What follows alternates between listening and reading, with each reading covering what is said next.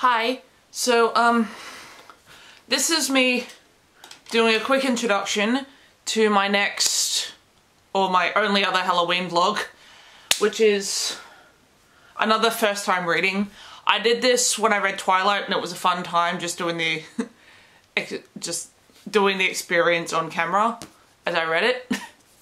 And so yeah, I'm doing this with a Halloween-y type book, Pet Sematary by Stephen King. I've decided to do this as another first time reading, and I'm just checking in now because I'm now 50 pages or 10 chapters in, so I thought I would give a first thought update. So yeah, this book is basically about the main character, Dr. Lewis Creed, and his family move into this new house. And there's a pet cemetery on the same property, and yeah, they only just like explored the pet cemetery like in the chapter I just finished. So there was like just about 8 chapters of like build up of the characters and how they got there. And yeah, so the pet cemetery wasn't involved until chapter 9. But yeah, I do think it's well written so far. It's really good. The story is interesting.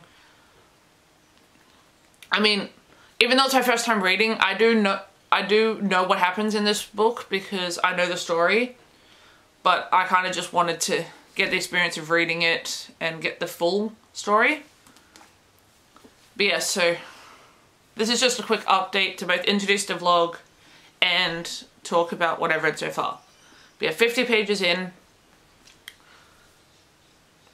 It's quite good so far. I haven't read a lot. I've only read like a few other Stephen King.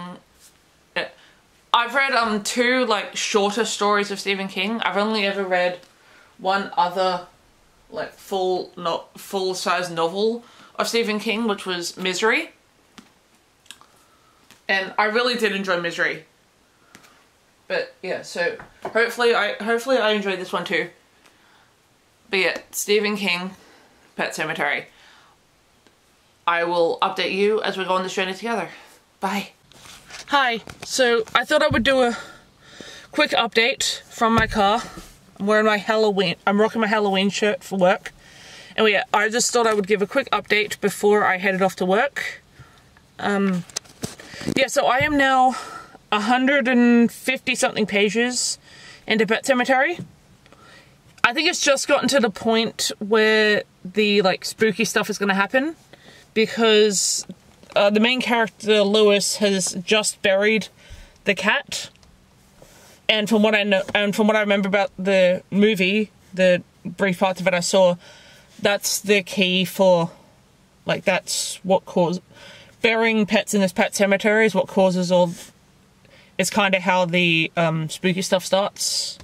The cat comes back to life or something. Yeah, I am really enjoying the writing style and the story. It's building up both a backstory, both a plot. It's very plot driven. I will give it that. Yeah, it's very plot driven, but it's a good mix of plot and character driven, which I appreciate. A lot of books it's just one or the other. This one happens to do both quite well. And yeah, so I'm going to keep listening as I drive into work, and I'll give you an update later, I guess. Bye. Hello. So it has been 2 days since the last clip that I filmed, and I am now 100 pages from the end of Pet Sematary. I just wanted to do like one more update before I just smash out the rest of this book. And yeah, so a lot has happened since the update I sent you last. It isn't yeah. I'm trying to figure out if I want to do spoilers, but this book has been around so long that they're gonna come. Anyway, yeah, so since I last updated, Dr. Creed and the family have lost... so he tested the pet cemetery by bringing the cat back. That was sort of successful because the cat came back, but it wasn't the same. But it's now gotten to a point in the book where he lost his youngest son, his young son, Gage, I think his name is. Yeah, Gage. And so his plan is to bring back, go beyond the pet cemetery and see if he can bring his son back to life. Yeah, so that's where we are plot wise. I'll talk about some character stuff because I've got a lot, because there are a couple of characters in here that I have opinions on. Yeah, so Judd. I do really like the character of Judd, who was like the best friend, mentor person for Lois, and he's the one who is trying to stop him from using the pet cemetery to bring back humans. Don't know how much help that'll be. And then there is another character who, what was his name? I generally can't remember his name. I'm just going to see if I can find the name. Oh, yeah, that's it. Victor Pascal is like trying to warn both Lewis against doing it, but the chapter that I just read ended with Victor Pascal warning Ellie, warning his daughter Ellie that her father was in danger, and so she's now no, don't get off. Yeah, sorry. Yeah, so he's come to warn his daughter Ellie, the other daughter Ellie, about the fact that something is going to happen to her dad, and so so it's kind of like a warning. It's kind of like a warning situation, and so that's all happening, and then you have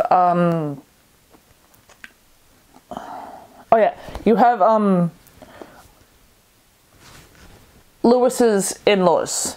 Now I have mixed feelings about the father-in-law, because he causes a scene at the son's funeral and somehow makes it Lewis's fault that his own son is dead, and then Full just starts beating him, and Full just starts like having a full-on fight with him at the funeral of your grandson, of your son and grandson. And I'm like, really? There's a time and a place, people. But yeah, so I really do not like his father-in-law. I didn't at that point. I might like him by the end of the book, but who knows? Yeah, and I do appreciate that this book, normally in books that aren't ones that aren't middle grade, where the kids are meant to be the focus, a lot of them make the kids really annoying. But I actually like Ellie in this one. Yeah, I actually like the kids in this one, so that's a good promise. Yeah, so I will probably smash out the last 100 pages of this later on tonight. So you probably won't see me again until a final update, unless something happens in this section. But no, I'm probably just going to smash out the last 100 pages, and I will catch you at the end with my final thoughts. Bye. Hi. So it has come to the end of this video because I officially have finished Pet Sematary by Stephen King. Now, the last 100 pages of this book took a turn that I wasn't really expecting. It kind of turned into a kind of... Look, he did successfully bring back his son, sort of. Yeah, he did successfully sort of bring back his son, but then his wife ended up dead and his daughter ended up in hospital, but she was in a different state, so it was fine. And then it basically just ended with him being with him just absolutely turning crazy. And yeah, so I'm just going to reread something at the end real quick.